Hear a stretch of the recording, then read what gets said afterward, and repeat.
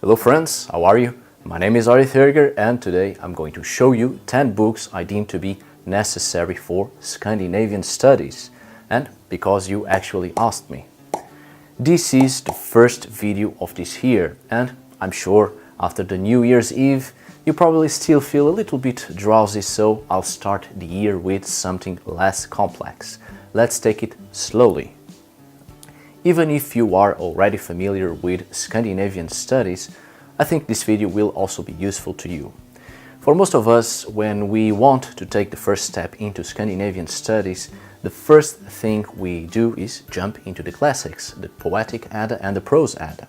In most cases, our first contact is with the mythological accounts, but most of us live in a society that was shaped by Christianity, and most of us were raised with Christian principles and ideas and values. And it doesn't matter if you are an atheist or even if your childhood was spent away from any religion.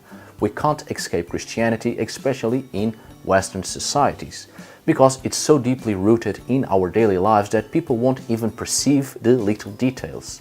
What we think it's a normal way of experience life through our own actions, we are just unconsciously living according to the stipulated Christian view of the world because we are linked to a collective social mind.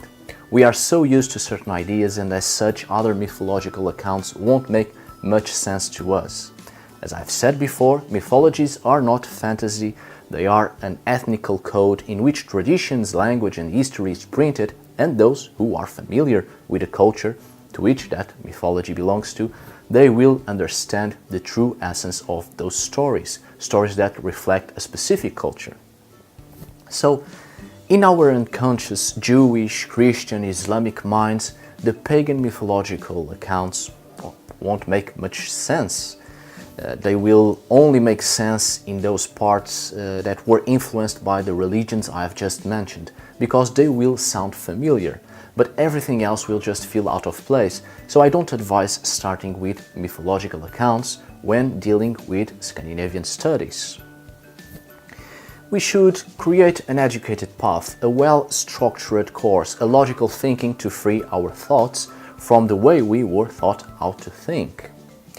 So, the first book I'll show you is this one, Ancient Scandinavian, an archaeological history from the first humans to the Vikings, by T. Douglas Price.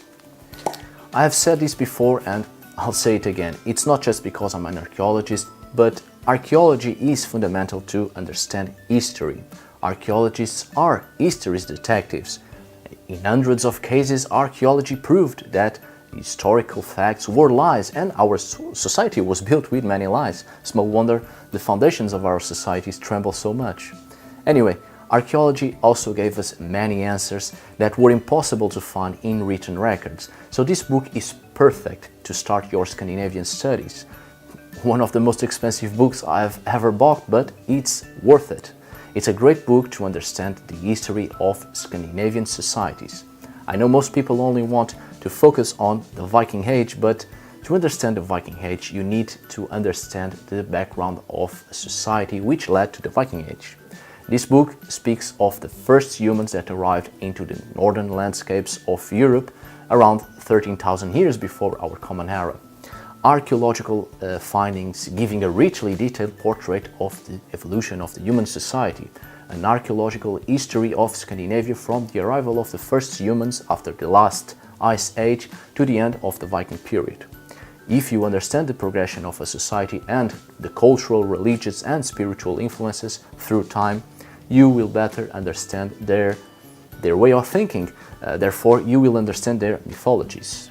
Now for the second book, I recommend one that speaks about Scandinavian history, even if it's slowly focused on historical records. Now that you have an archaeological background, you will perceive what's true and what isn't. Of course, I recommend one that it's also based on archaeological findings. So I give you The Viking Diaspora by Judith Jesch. It's not the best of books, but not the worst. I think it's a very good book to start with. Easy reading and fluent language, it will give you the basics to understand Scandinavian history and, of course, especially the Viking period. A good synthesized history, and to start you don't need to delve into the subject, you can make it later on, but this book will certainly give you a good baggage, so to speak, so you can continue your journey in the pursuit of knowledge. Now that you are starting to be familiarized with the archaeological and historical background of a society, you are starting to understand the cultural background. You are coming closer to understand the Scandinavian way of thinking, their spiritual understanding, their religious worldview, but you will come across a lot of strange words and terms, even if you are from a Scandinavian country. Most of the vocabulary will feel strange because it's in Old Norse. Old Norse is not the official language of any nowadays country. Only Icelandic language gets closer to Old Norse, but it's not Old Norse. So you will need a good dictionary. I present to you Dictionary of Northern Mythology by Rudolf Simek and translated by Angela Hall. This is a dictionary that you will constantly consult. It's very rich, very complete. It doesn't just tells you the meaning of the terms, but also gives you a little historical background and also the sources where you can find more knowledge about the subject. There isn't much to say, it's a dictionary, but for me it's the best one for Northern mythology. Now you can finally jump into the classics, the Prose Edda and the Poetic Edda. Although I advise you to start with the Prose Edda by Snorri Sturluson, the one and only. And why is that? Because if you are not familiar with the Scandinavian medieval poetry yet, and the myths in general, just leave the Poetic Edda for later.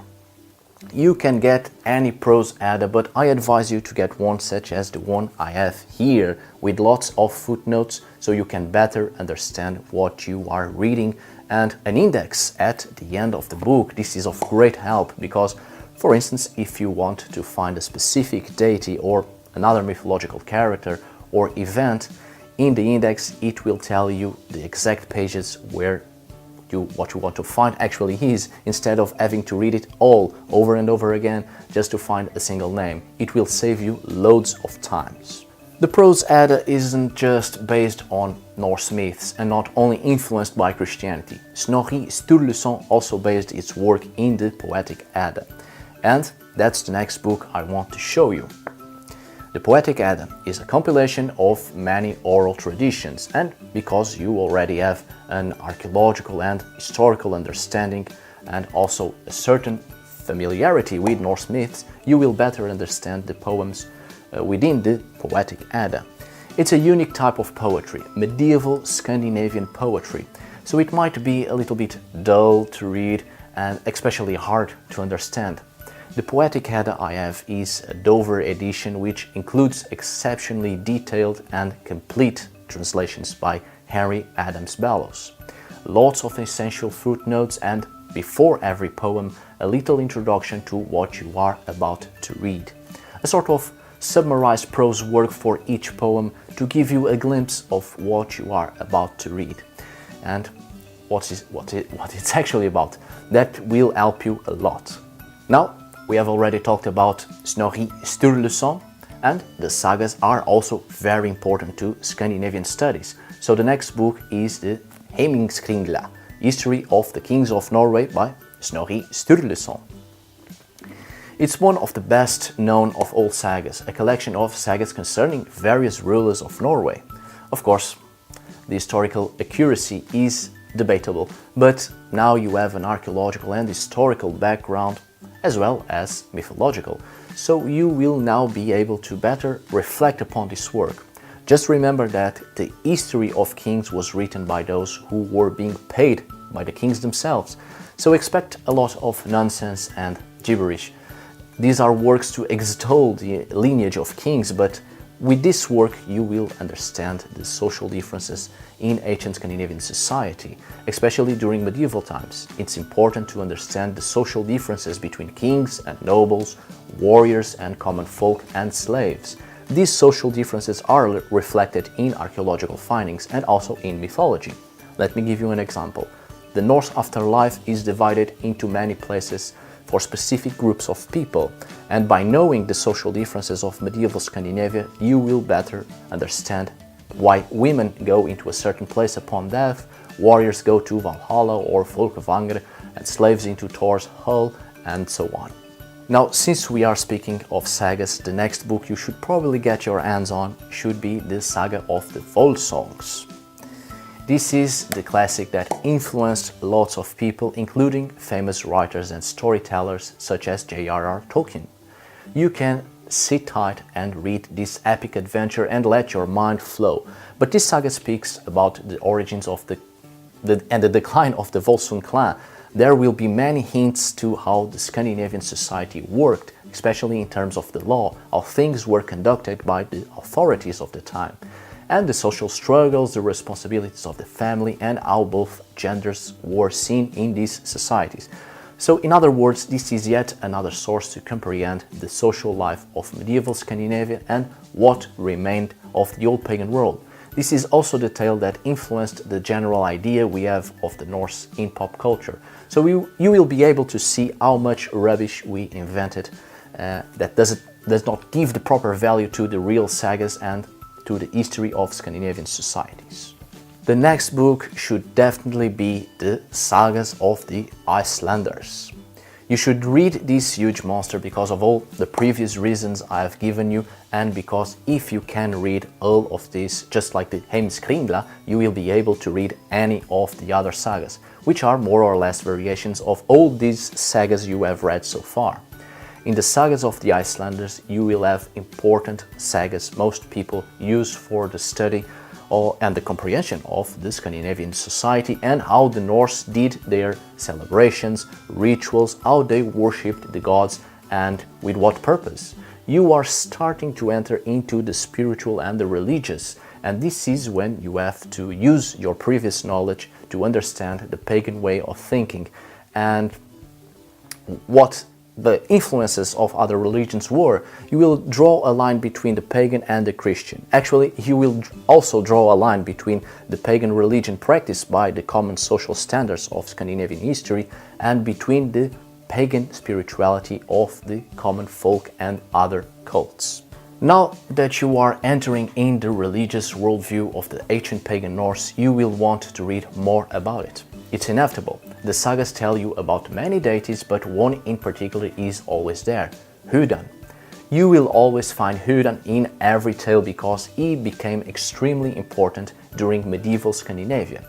Hudan is actually portrayed in a medieval perspective, when Scandinavia was already greatly influenced by Christianity, and as such, Hudan became a figure closely associated with the Christian god. Hudan completely lost his functions as a true pagan god, as the god of war and death. This is a common mistake, and it's inevitable because the written sources portray Hudan as the Old Father. A medieval concept of this deity was one of the things that made you be familiar with the tales, because unconsciously you see the Christian god reflected in Hudan and vice versa. Now is the time to leave behind that concept. Since you already read about archaeological findings, you are starting to see that Hudan isn't the Old Father at all, but a crueler god, not that popular before the Viking Age and certainly not as popular as nowadays. A god worshipped by a tiny portion of the ancient Scandinavian society, mostly cults and a few worshipping here and there in great times of need or desperate events. The book The Cult of Odin, an essay in the ancient religion of the North, by H.M. Chadwick. This is a very old essay, but I still consider it one of the best to help you to let go the concept of Hudan being the Old Father. When dealing with the Norse gods, people usually completely put aside all the other gods and focus solely on Hudan, to the point that it almost seems like a monotheistic religion. If you see Hudan as the Old Father, the wise god of knowledge and creation, you are completely denying the pagan view.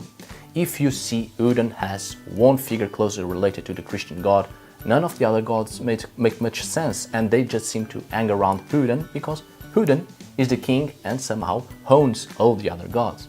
But when you start to see Odin as the pagan god of old, then a lot of things start to make so much sense. You will see that there is no king of the gods. All gods are free in their own way and all have a purpose. The gods are the reflection of the free will of humans, and that's why there is so much chaos and also balance. That's why every god makes a mistake, but also good things. That's why the gods seem much more humane rather than perfect figures of goodness and order. If you are looking for good gods and evil gods in the Norse mythology, you won't find them. The Norse gods are both good and evil. The Norse gods are much more humane. And now, the final book, The Road to Hell, a study of the conception of the dead in the Old Norse literature by Hildur Rodrik Hillis. I don't know why the cover of my book is white.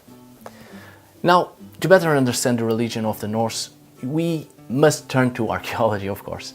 Archaeology gives us so many answers about the dead, and understanding the dead and burials, we come closer to understanding the understanding of the underworld or the afterlife, in a Norse perspective, of course. The way people viewed the afterlife and the concept of death is reflected on the burials. And this is an important point you can't escape if you truly want to understand the religious concept of the afterlife of the ancient Scandinavian societies. As an archaeologist, I have danced with many bones, and in truth, it comes to that. The most important and most asked questions of all are the ones that make us reflect on what will happen after we are gone. Most of us can't conceive the idea that upon death everything is simply over, because the world is so much more complex, life is so much more complex. So why would death be so simple and final? Well, this is a great book to understand death, and in ancient Scandinavia, from an archaeological perspective, of course. It will give you a few answers to questions that couldn't possibly be answered in historical records. Now you have 10 books to start your journey into Scandinavian studies. After this, keep on reading works based on archaeological evidences as much as possible, because archaeology will keep giving a lot of answers and a lot of different, new and useful perspectives, and it will also give you new questions to make people seek knowledge, but most importantly, to seek the truth. Alright friends, thank you so much for watching. I hope you have enjoyed this video, and at some point during this video you could almost make a drinking game every time I said Huden. We could give it a try. Anyway, thank you so much for watching, see you on the next video, and tack för idag!